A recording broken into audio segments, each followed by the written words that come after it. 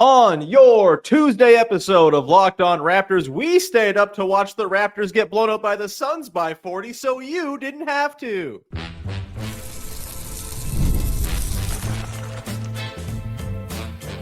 You are Locked On Raptors, your daily Toronto Raptors podcast, part of the Locked On Podcast Network, your team every day.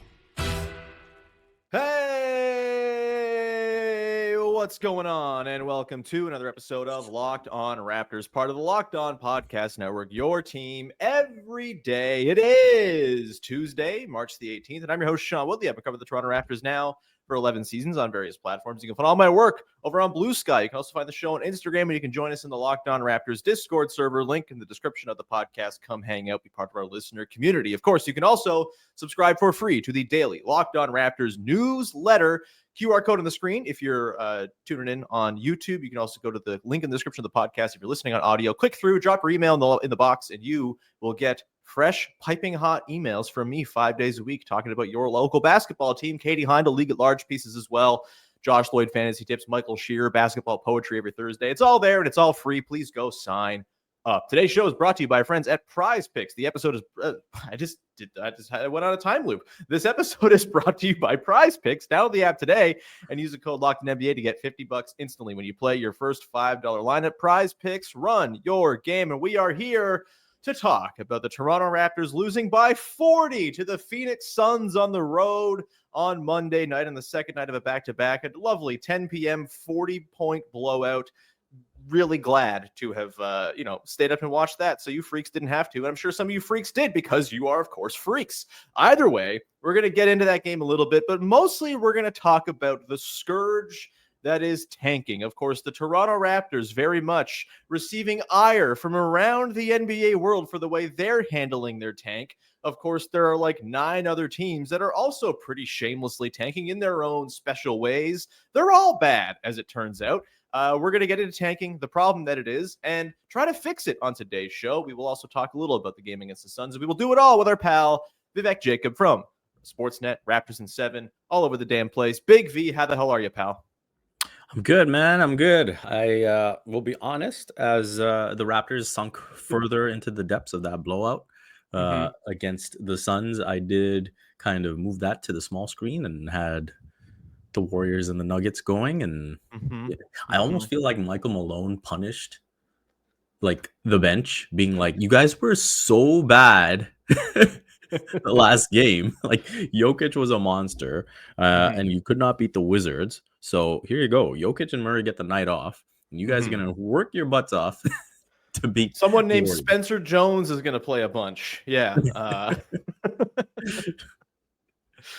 Oh, boy. Yeah, we are very much in watch the other team's season, are we not? Thank you, NBA, for scheduling alternative programming while the Toronto Raptors play.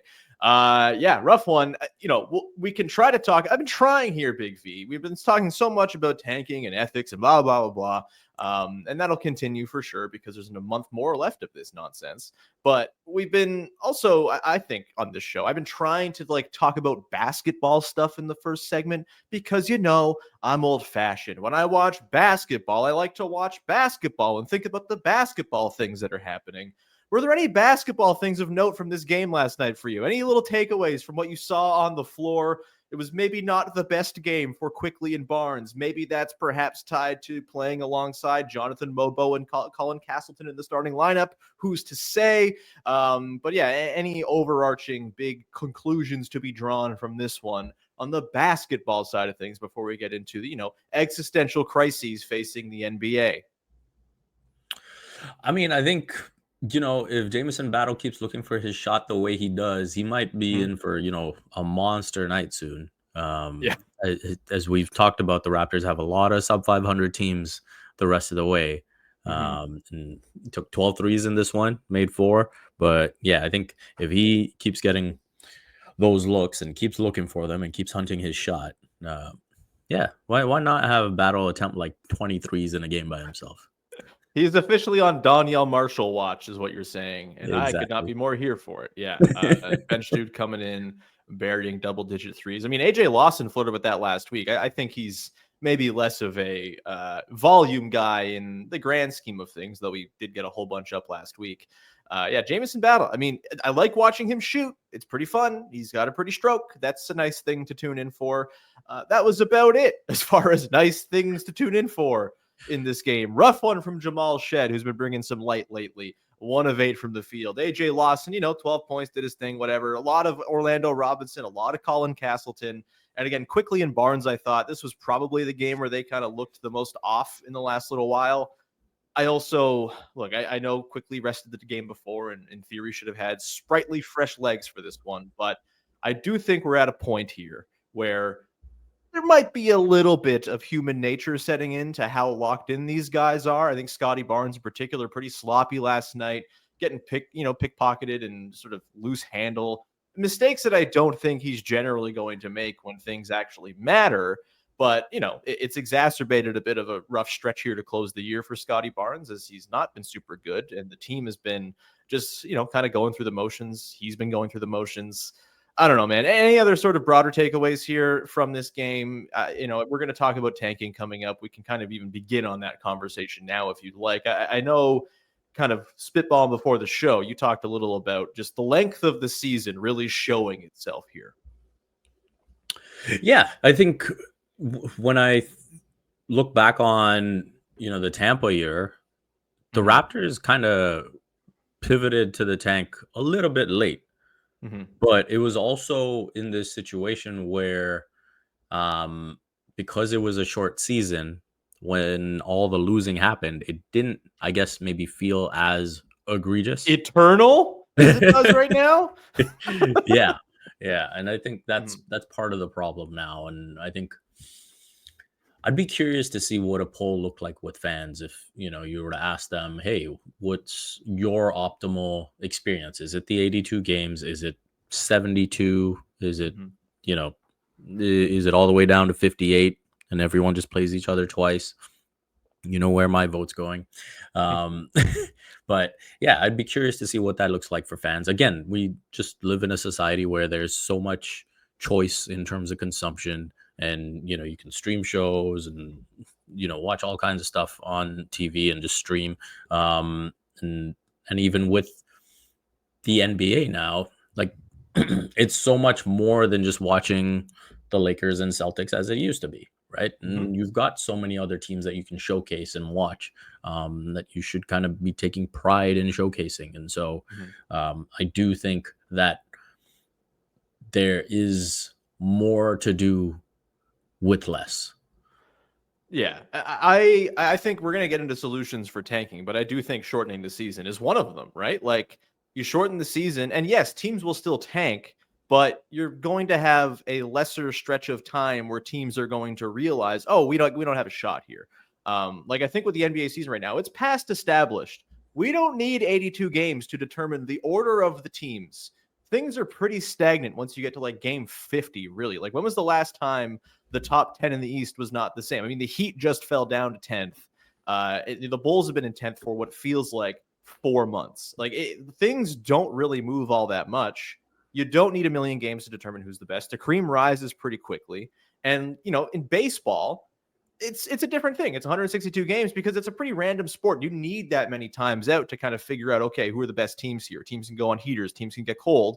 Everything comes out in the wash over 162. Same thing goes for baseball. Hockey. Could come down to sport. 122. Look, baseball can come down too, no doubt. But you get teams that kind of get hot in the last 2 months in baseball, and it actually feels substantial. When teams get hot in the last 2 months of an NBA season, it's because, no one was trying and they played a bunch of teams that sucked. That's the difference. And so, yeah, I think shortening the season is number one. It will just limit the runway for these teams, and it will just, I don't know, man. We'll pick it up. We'll get into some more. We can talk about just the overall problem that tanking seems to be. Are we just living in the moment right now? Are we just sad Raptors fans who are watching this unfold for a second straight season and thinking, oh God, the world is falling because we're at the center of the universe? Or is this a thing that's genuinely a concern for the league? I kind of think the latter is true. We'll see what Big V thinks coming up in just 1 second. Today's show is brought to you by our friends at Hungry Root. When it comes to grocery shopping and meal planning, I think we all have this ongoing problem. There's just no time. We've got a million things going on. I'm recording podcasts. I'm talking, writing newsletters. I've got a kid on the way. We're busy. We're trying to get rooms renovated. And sometimes going grocery shopping is the last thing I want to do between work, life, and trying to eat healthier too. Just really hard to get all of those things in order. Go to the grocery store, buying the things you need. It's just a thing that I think most people struggle with, and that results in having a hard time reaching your health goals and things like that too. But everything changes with Hungry Root. It's a game changer. It's the easiest way to eat healthy without the stress. Hungry Root, it's like having a personal shopper and a nutritionist all in one. They take care of your grocery shopping, recommending meals and groceries based on your taste and health goals, from anti-inflammatory to high protein and gluten-free options. And the best part, every meal is ready in 15 minutes or less. I'm talking quick, healthy meals that actually taste great, all delivered straight to your door. It's a huge time saver, and it makes eating healthy that much simpler. If you're going to love Hungry Root, of course, go check them right now for a limited time. 40% off your first box and a free item in every box for life. Just go to hungryroot.com/LockedInNBA and use code LockedInNBA. That's hungryroot.com/LockedInNBA. Code LockedInNBA to get 40% off your first box and a free item of your choice for life. That's a long time to get a free item of your choice. hungryroot.com/LockedInNBA. Code LockedInNBA. Don't miss out. Today's show is also brought to you by Monarch Money. Ever check your bank account and wonder, where the hell did all my money go between dining out, online shopping, entertainment? It's easy to lose track. That's where Monarch Money comes in, your personal CFO, giving you full visibility and control over your finances. Monarch Money isn't just a budgeting app. It's a complete financial command center. You can track all your accounts, investments, and spending in one place. So you just stop managing your money and start building your wealth. That's beautiful. I suck at admin. I don't like doing admin. I don't like dealing with my finances. It's a pain. I have multiple bank accounts. I got a mortgage in one bank. I got my regular bank at another bank. Like, Monarch Money is going to help me get all this stuff in order, so I know exactly where my money's going, and I'm not just sitting there at the end of the month going, where did all that go? Take control of your finances with Monarch Money. Use code LOCKEDONNBA at monarchmoney.com for 50% off your first year. That's monarchmoney.com. Code LOCKEDONNBA for half off your first year. Back at it here, talking tanking with our pal Vivek Jacob, Big V from Sportsnet and his Substack newsletter, Raptors in 7. 14 more of these things to go, Big V. It's rough stuff. It's only going to get more grim from here, as the Suns and the Blazers, the two teams they played over the weekend, the last couple of nights, juggernauts compared to most of their remaining opponents. And so things are going to get weird, I think, between now and the end of the season. The tanking thing. Is this a figment of our imaginations? Are we just living in the center of it right now and thinking, because it's happening to us right now, this is the worst thing in the world? Or is this a larger scale issue for the league? I certainly come down on the latter half of that. I think right now, just the concept of an entertainment enterprise, more or less saying the last third of our season doesn't matter. We don't care if 33% of the teams in the league are actively trying to lose basketball games during a stretch that, in theory, should be a bit of the build-up to the crescendo that is the playoffs. You should have playoff races and excitement and good matchups every single night. Instead, you look at the schedule on a given night, and it's, we got Wizards Jazz, or we've got, Raptors and Warriors. One of these teams is not like the other. You're going to have, I think, this become more of a thing as the season goes to a close, as well as good teams start to shut it down because they don't have anything left to play for, probably because the season's too long and all of the sort of suspense has been taken out of it.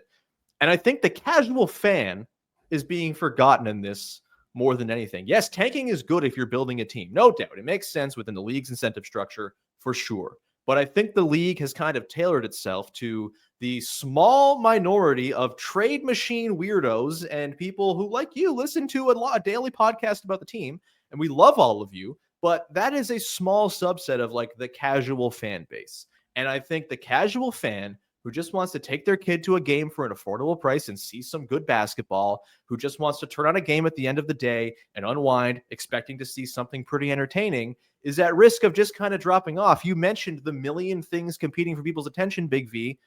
It's really easy to just, like, if the league is going to give you an excuse to check out, maybe you check out for the rest of the season. Maybe you just don't get back in. I think that's a genuine problem. And, I just think, and I kind of come to this conclusion because I talk to a lot of people in my life who are ostensibly Raptors fans, who were like diehards during the championship run, who in theory, I see them at pickup, but they're family friends, stuff like that. They're very into basketball, who just have not watched a Raptors game for months because why? They're losing on purpose. And I think that's the thing that's going to be replicated across multiple fan bases across the league. The world is hell right now. It's competing for your attention just to stay alive and stay sane as the world crumbles to bits. I think this tanking thing is genuinely a concern for the NBA. And I don't think it's some made up make believe thing just because we're living in it right now. Well, what say you, Big V? Yeah, I agree. I think, when we look at the reasons why we feel the season is too long, even in examining this Raptors season, it's you have ample time to explore the things you need to explore. So think about the first third of the season, right? And we were like, okay, we've seen these things from Grady Dick. We've seen these things from Jonathan Mobo. We've seen these things from RJ Barrett. And at a certain point, it was kind of the law of diminishing returns, right? And it's like, hey, like we've kind of seen everything we need to hear. Now we really need to get to that point where Scottie and Quickley are healthy because we want to see what that looks like. And we want to see what the entire healthy starting five looks like. And, that probably hasn't happened for long enough this season.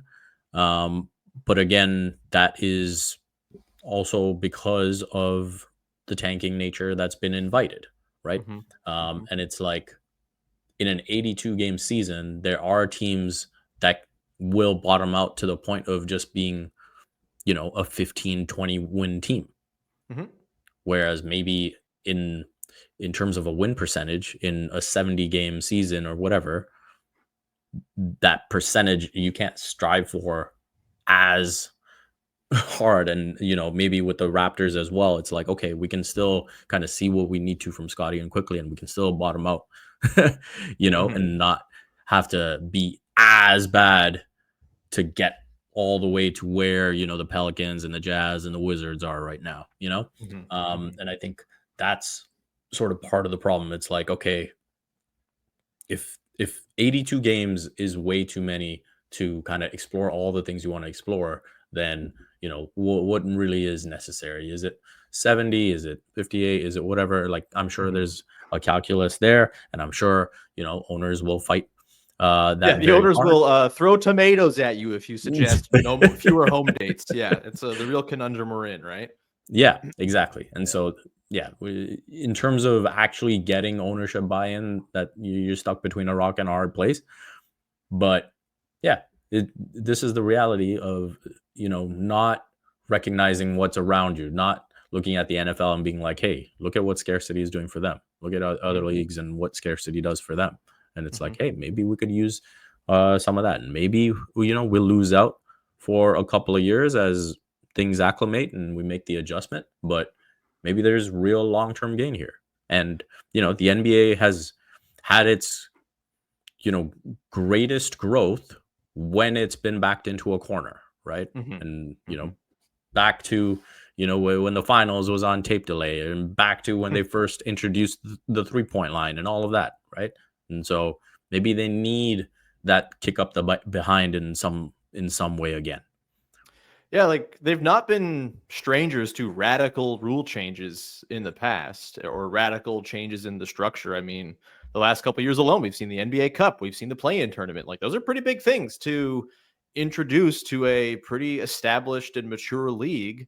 I like that's also more games. It is also more games for sure. But also I do think like the NBA Cup in particular can be an avenue by which you lower the total regular season games in if you get creative, right? Like I think if you have it as like a separate entity, drop the games down to, I don't know, 60 games, something like that. We also have the NBA Cup is just kind of like separate from the regular season, but you build it up with some more juice, and maybe that's something that's sort of like a longer term investment that turns around, twice the profit a regular season home date would. Like, there are ways to sort of game this out over time where you're totally right. It's like a long-term investment in the health of the product to change and shorten or whatever you're going to do right now, or alter the lottery, system, which we'll get into in a second here. I guess for me, it just comes back to like this is akin to like a television show, just like deleting the last 3 episodes of every season of their show from HBO Max, right? Like,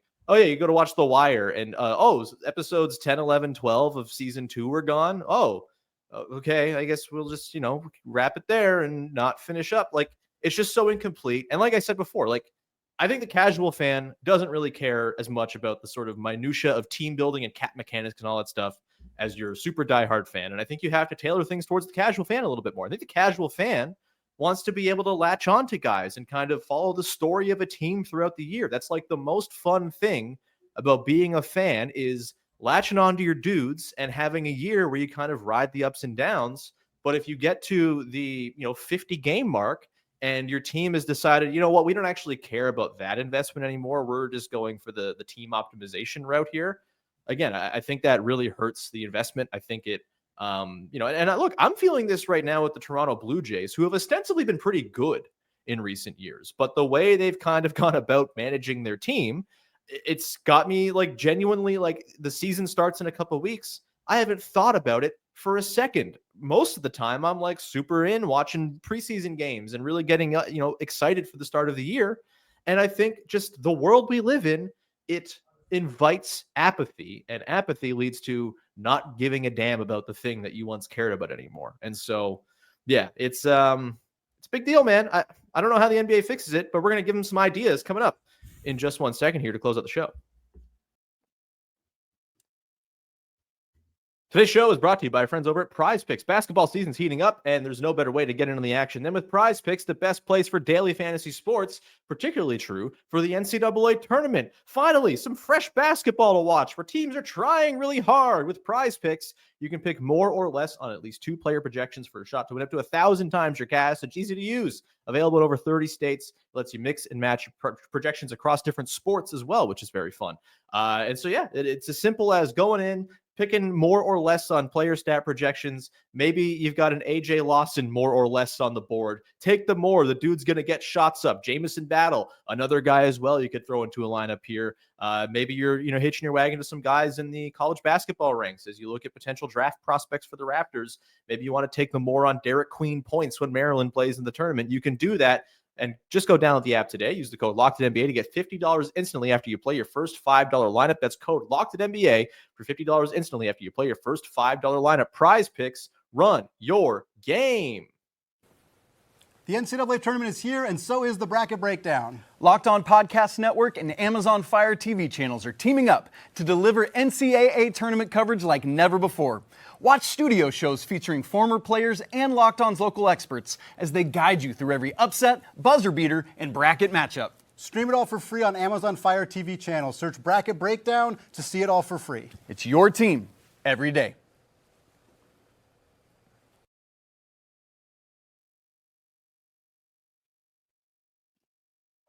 Back at it here with Vivek Jacob, Big V himself from Raptors in 7 and Sportsnet, as we are going to pitch some fixes here for the tank problem, Big V. I'll give you the floor here first. I've got a couple ideas. We both got a couple we've been noodling on. Give me your first. What you got? How, if you were given the keys to the NBA league offices in New York for a day, how would you go in and say, hey, this is how we fix the whole thing where a third of the league is trying to lose basketball games for 6 to 8 weeks to close the year? So I will say that this is obviously far from a perfect solution, because there are no perfect solutions. there aren't. We can sit here and say it's bad the way it is. We're never going to make everybody happy with any of these fixes. But yeah. So for me, I think just almost having like a queue system where I would have you're automatically out of the top 4 if you're in the top 4 for 2 consecutive years. You're automatically out of the top 8 if you're in the bottom 4 for 4 consecutive years. And so I think that just creates a cycle of, hey, okay, we had our chance, we got our pick, now we move on. And I think it forces like a competitive baseline where at least it forces teams to like actually try to go acquire players through other means, right? Yeah. And at least, if it's not going to stop everyone from tanking, but it'll at least change the teams that are tanking each year. Sure. Yeah. I mean, I think on sort of a similar note, I do think the flattened lottery odds have kind of had a reverse effect as to what the league was hoping, right? Like maybe you just go back to it's tilted towards the very, very worst teams. And, that runs counter to your idea here, but I do think it would limit the number of teams tanking every year. Maybe you get some teams that take the plunge multiple times, but if they have better odds, maybe they're hanging out in the bottom for less time. That's one thing. I think the bigger issue is the fact that a third of the league is like soiling the integrity of like the actual like win-loss records of every team because they're handing games over on purpose.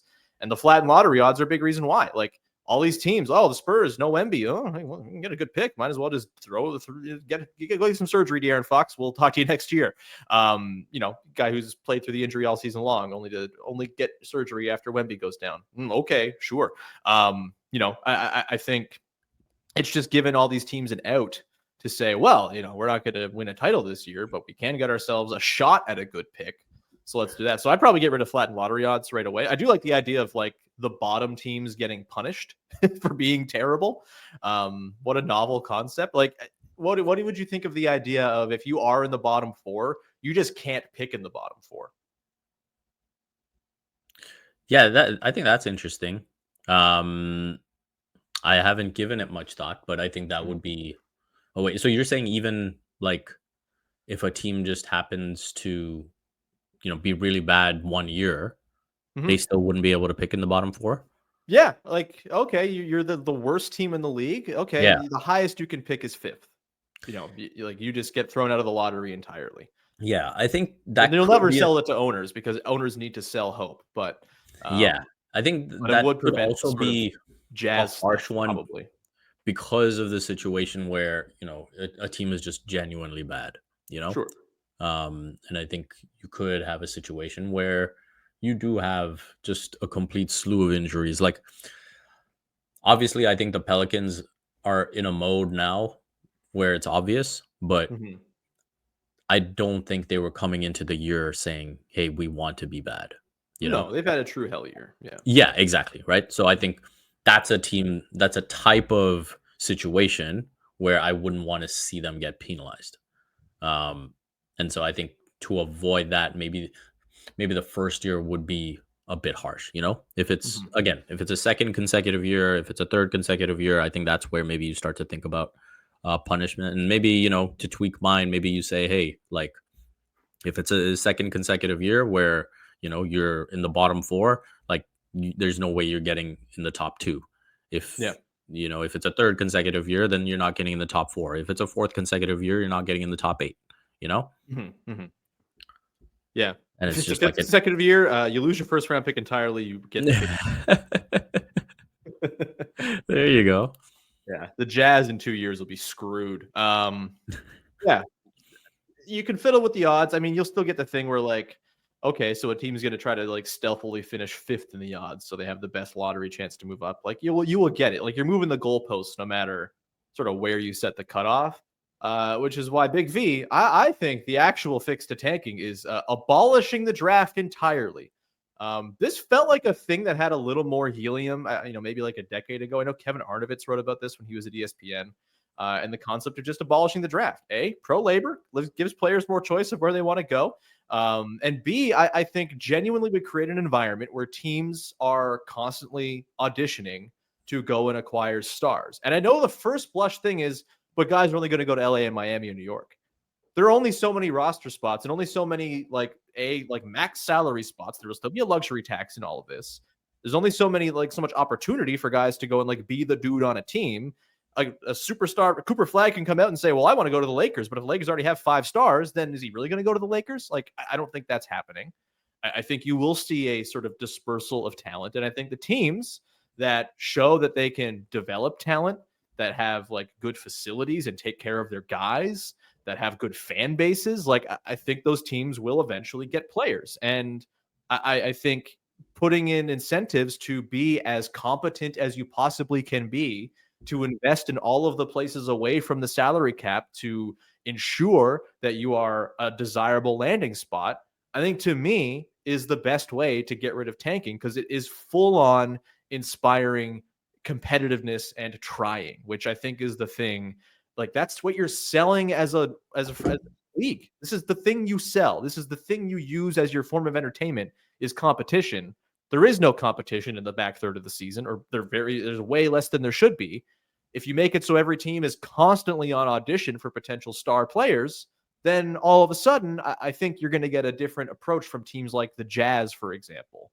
I don't know. Do you have any sort of time for the idea of just abolishing the draft entirely and just making it entirely like open free agency? I do, but at the same time, I will say my my suggestion is more so you kind of eliminate the top 14.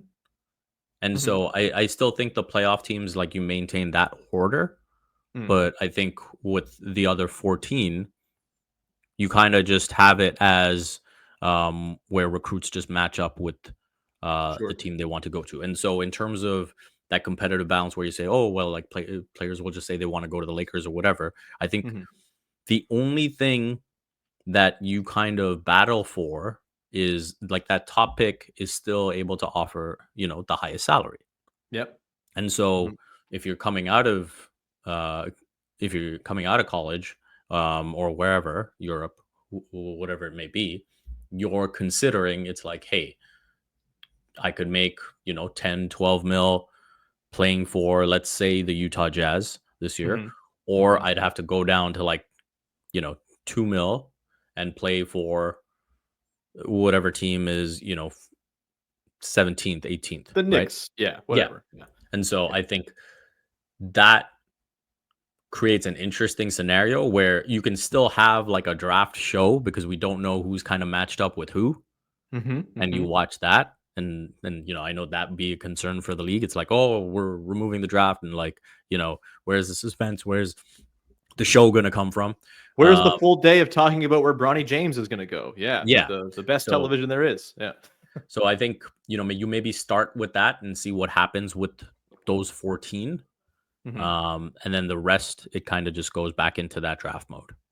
Yeah, I also like the idea of like, free agent allocation money, right? Where maybe it's not the standard rookie scale we have now, but if you want to talk about like dispersing the talent, if the really good teams are all tied up because they have good teams and they're expensive, who's to say that, the draft comes, you have, I don't know, let's say the Hornets, not necessarily a prime destination for a lot of teams, but they go and say, hey, Cooper Flagg, we'll give you $35 million a year to come play for the Hornets. All of a sudden, I think your issue with talent dispersal goes out the window, because guys are going to take that money.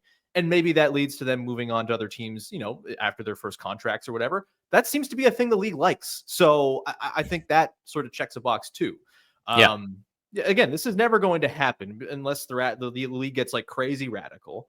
But again, to the earlier point, the league has gotten radical before and has benefited big time from it. And I think a league in which 30 teams are all trying to be the best they can be, where there is an avenue to acquiring players via this free agent allocation money for incoming prospects, like I think you can still sell hope on that, right? Hey, we got $50 million in free agent allocation money this summer. Like, that's your selling of hope. It's not this sort of ethereal draft pick that may end up somewhere or may not.